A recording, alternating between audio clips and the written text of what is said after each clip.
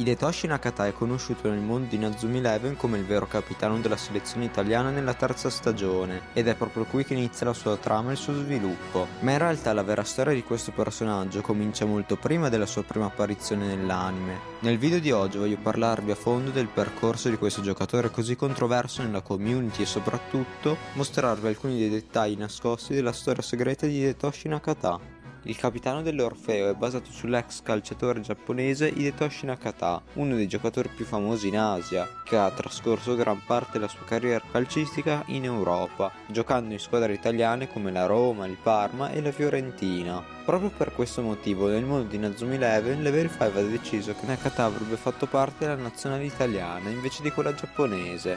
Tutto questo accade nella terza stagione di Inazuma Eleven, durante l'inizio del Football Frontier International. Sorprendentemente, tra i membri della selezione italiana si diffonde la notizia che Nakata, capitano della squadra, decide di abbandonare il suo posto. Dopo questo evento, Paolo Bianchi, conosciuto come la Meteora Bianca, diventa il capitano provvisorio per questa competizione. Il motivo per cui Nakata lascia la squadra è la forte dipendenza dei suoi compagni dalla sua presenza per vincere. Per aiutarli a migliorare e a trovare il loro stile di gioco, Nakata decide di lasciare la nazionale temporaneamente, costringendo i giovani convocati a crescere e giocare senza di lui. Durante la sua assenza parte per un viaggio alla ricerca di una visione diversa del calcio che forse non lo soddisfaceva più.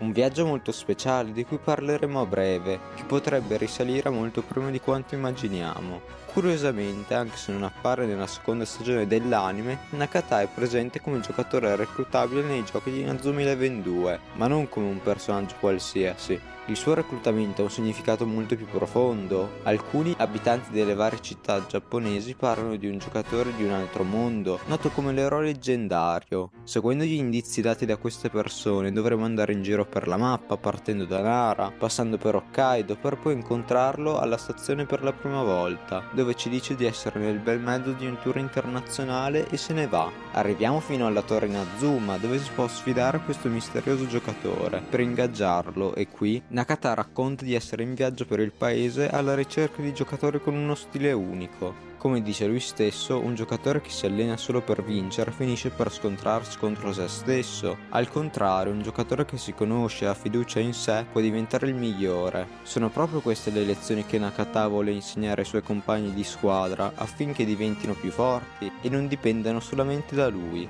Tuttavia, quando incontriamo Nakata, lui rifiuta di unirsi al nostro team finché non soddisfiamo certi requisiti: avere una squadra di livello master, aver reclutato almeno 80 giocatori e aver sconfitto almeno 20 squadre in partite di rango S. Solo dopo aver rispettato queste condizioni, Nakata accetta di unirsi al nostro team, ma prima ci sfida a vincere contro di lui in 3 partite di altissimo livello. Solo chi ha seguito un allenamento adeguato può superare questa sfida. Una volta vinta, il leggendario Hidetoshi Nakata si unisce finalmente al nostro team e sarà, come in Inazuma Eleven 3, il personaggio più forte del gioco, capace di giocare in qualsiasi posizione al massimo livello. Purtroppo, a causa della rottura del contratto tra il giocatore e Level 5, non lo vedremo più in altri giochi. La sua avventura e le lezioni che vuole trasmettere ai suoi compagni si collegano perfettamente con la trama di Inazuma Eleven 3, facendo sembrare che il suo viaggio non sia ancora finito. Una volta in Giappone, Nakata inizia a interessarsi ai giocatori locali, infatti nei primi episodi della terza stagione lo vediamo insieme al suo amico Luca osservare con attenzione gli allenamenti e le partite dell'Inazuma Japan. Luca non è molto convinto di quello che stanno facendo, ma si fida di Nakata e lo accompagna in tutti i suoi viaggi. Durante il mondiale seguono da vicino le partite di tutte le nazionali, concentrandosi particolarmente su quelle dell'Inazuma Japan guidate dal capitano Mark Evans. Guarda tutte le partite nell'ombra, non partecipa mai attivamente, viene solo intravisto e fa qualche commento, aumentando il mistero che aleggia sulla sua figura. Solo Paolo e la sua squadra hanno fatto riferimento al leggendario eroe, notando una certa somiglianza tra lui e Mark, il giocatore preferito di Nakata, come sottolineato anche da Luca.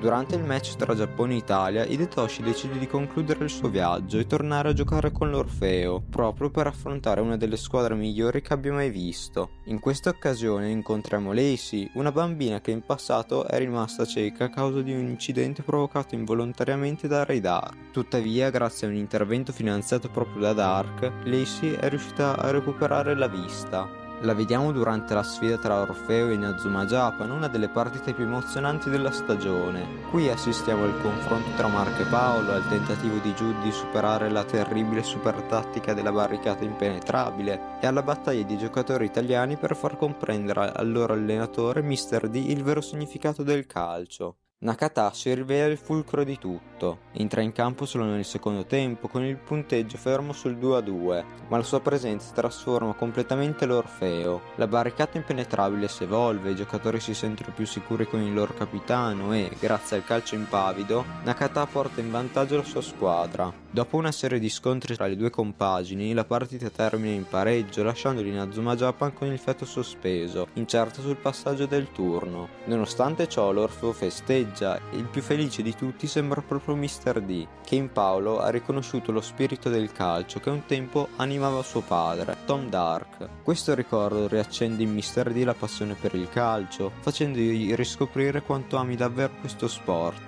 Tutto ciò è stato possibile grazie a Nakata, che aveva dato a Paolo alcuni CD contenenti video delle giocate di Tom Dark, ispirandosi e guidandolo verso questa straordinaria evoluzione. La storia di Hidetoshi Nakata in Inazuma Eleven è molto più profonda di quanto sembra a prima vista. Non è solo il capitano dell'Orfeo, un personaggio potente nei giochi, è una figura che incarna l'essenza del calcio stesso. Con il suo viaggio Nakata insegna che il vero valore di un giocatore non sta solo nella forza individuale, ma nella capacità di ispirare e far crescere chi gli sta accanto. La sua scelta di lasciare temporaneamente la squadra per spingerla a migliorare, il legame con Paolo e il modo in cui ha riacceso la passione di Mr. D dimostrano quanto Nakata sia stato fondamentale non solo per la trama, ma anche per i valori che Inazuma Eleven vuole trasmettere, il coraggio, l'amicizia e la voglia di non arrendersi mai. Anche se non vedremo più Nakata nei giochi futuri, il suo impatto rimane incredibile nella serie e nel cuore dei fan. E chissà, forse il suo viaggio non è davvero finito.